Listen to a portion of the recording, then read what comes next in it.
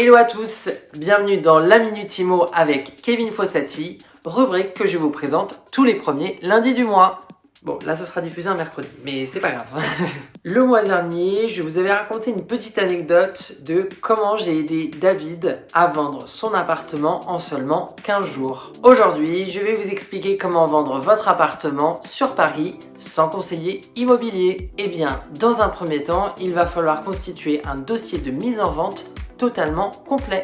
Le saviez-vous que certains documents étaient absolument obligatoires pour une mise en vente d'appartements sur Paris? Celui-ci sera constitué donc des diagnostics, du titre de propriété, pièces d'identité, charges de copropriété, procès-verbaux d'assemblée générale, règlement de copropriété, factures travaux, etc. En effet, légalement, vous êtes dans l'obligation d'avoir ce dossier qui est complet et à disposition du futur acquéreur. Bien sûr, ce dossier doit être complet, mais il faut aussi pouvoir le traduire au futur acquéreur afin que celui-ci puisse se projeter ou non dans l'appartement et éventuellement la copropriété. La deuxième étape, eh bien, il s'agira de découvrir ses futurs acquéreurs. En effet, avant chaque visite, je vérifie le sérieux, mais également la solvabilité de ces acquéreurs. Une fois ces deux points vérifiés, je peux enfin leur confier l'adresse du bien pour qu'ils puissent voir où le bien se situe exactement, pour ainsi ne pas donner l'adresse à n'importe qui.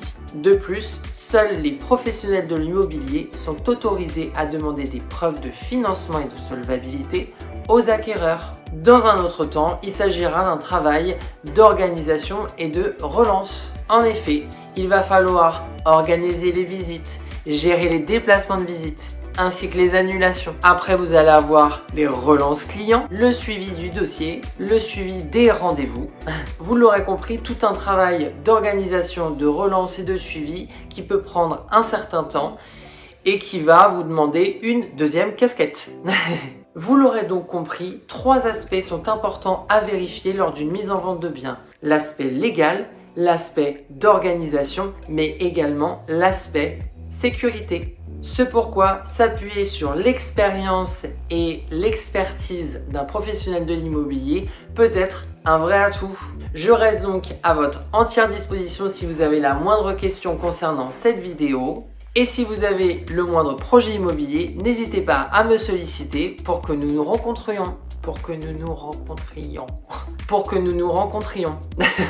C'était la Minute Immo avec Kevin Fossati. Je vous retrouve le mois prochain pour une nouvelle vidéo.